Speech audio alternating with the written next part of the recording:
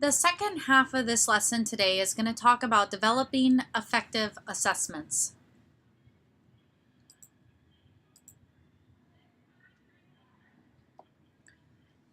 So assessing the affective domain is really important. It can clarify behaviors that you as a teacher consider important in physical education and in other physical activity settings. It helps develop appropriate social skills that are necessary for student success both in and out of your physical education class. And it's going to hold students accountable for those behaviors. When students are held accountable for these behaviors, your classes are going to run a lot more smoothly, and more time can be spent on instruction and time to work on psychomotor skills. However, assessing the affective domain does not come easily. It's difficult to clearly define and describe affective behaviors. When things aren't defined well, then it becomes difficult to measure them because students don't know what is expected of them. So an example of this is in physical education, we consider best effort part of the affective domain, and we might want to measure best effort. So how do we demonstrate best effort? Well, instead of just saying that we want students to demonstrate best effort, we should be more specific. We should say things like persists in practicing a skill or task, even though it might be difficult, until competence is achieved. A student stays on task at all times, does what the teacher asks, even when the teacher is looking, and is willing to accept new challenges and tries to meet them. Those would all be examples of what we would expect of students with best effort, but we're being very clear in the way that we are defining what best effort is. So there are definitely strategies for assessing the affective domain. The first thing that you need to do is define the behavior. So exactly what I talked about before. You need to define exactly what the behavior is. Then you need to define and establish the behaviors that are acceptable indicators of that affective trait being assessed, and let the students know what those behaviors are. If the affective trait being assessed will be included in the student's grade, develop a systematic way to assess the student individually. So remember, the teacher needs to write this down and the teacher needs to conduct it, because you cannot use peer or self-assessments for grade use. The last strategy is to consider assessing a few students each day per practice session until the whole class has been assessed, rather than attempting to assess the whole class on one day. So this is important. You might, if you have a class of 40, you might over the period of a week assess 8 students a day for 5 days. That would be your 40 students. Now what's really important is you don't want to measure these students in alphabetical order or in squads that they may sit, because the students are going to catch on and they might behave on or show best effort on the day that you're grading them, and they might not show best effort on the other days when you're not grading them. So you want to make sure that you're switching it up, whether you're picking one person from each squad and you have that rotation down, but essentially a rotation that the students can't guess. So the book talks about different tools for assessing the affective domain, and we're going to talk about those briefly here. So they mention checklists, rating scales, rubrics, journals, event recordings, and anecdotal records. So first, let's talk about checklists and rating systems. Checklists of behaviors you have taught and expect to see, such as respectful behavior, self-direction, caring, courteous, or helping behaviors. Remember, these checklists are things that your students are filling out, not you. So if you look at page 138 and 139 in the book, it shows examples of a checklist where the students have to check each of the behaviors that they used in today's class. And it lists respect, participation, self-direction, caring, and what the student's improvement goal is. So they're able to self-assess themselves through a checklist for this rubric. The second thing is a rating scale. So the rating scale extends the checklist as it requires the teacher, student, or peers to rate/assign a level of quality for the trait instead of merely just checking off that the behavior was observed.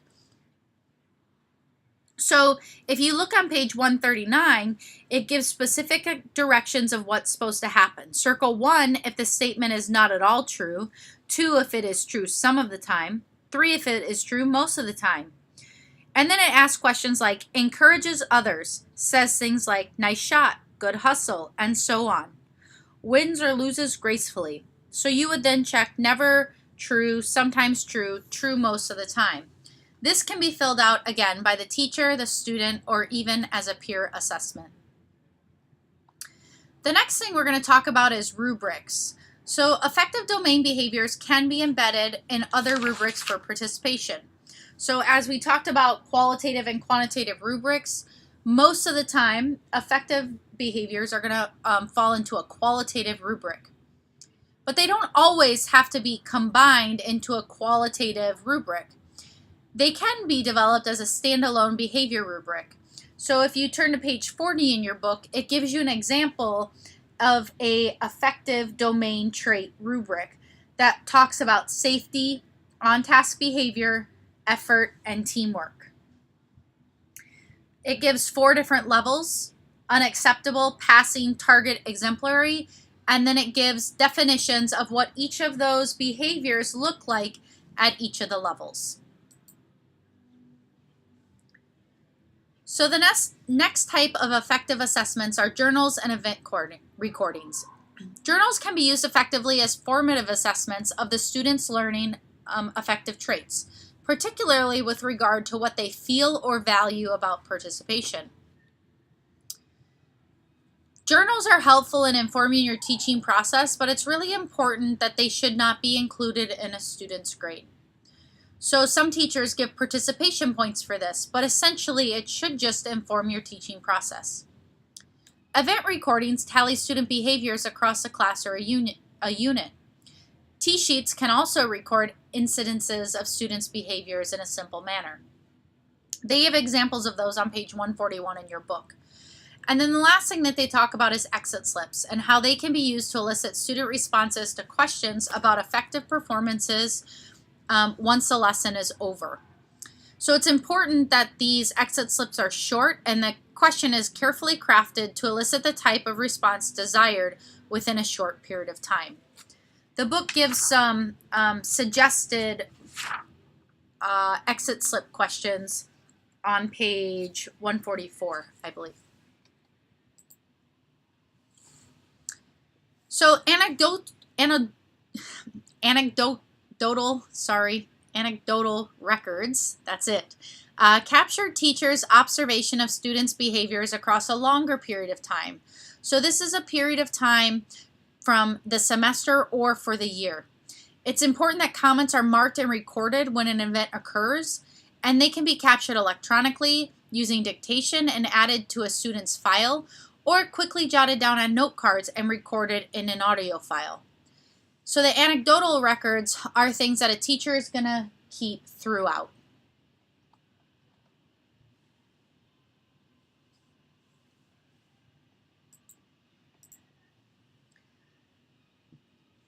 How do we assess out of PE participation? Well, this is going to be done using activity logs or activity tickets to hold students accountable for participation in physical activity.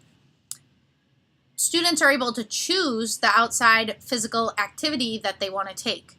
So the Michigan standards talk about this, but the national standards also talk about assessing out of physical education class participation in physical activity. Now the last thing I want to talk today is about instructional models that aid in teaching and assessing the affective domain. The first thing that the book talks about is teaching personal and social responsibility.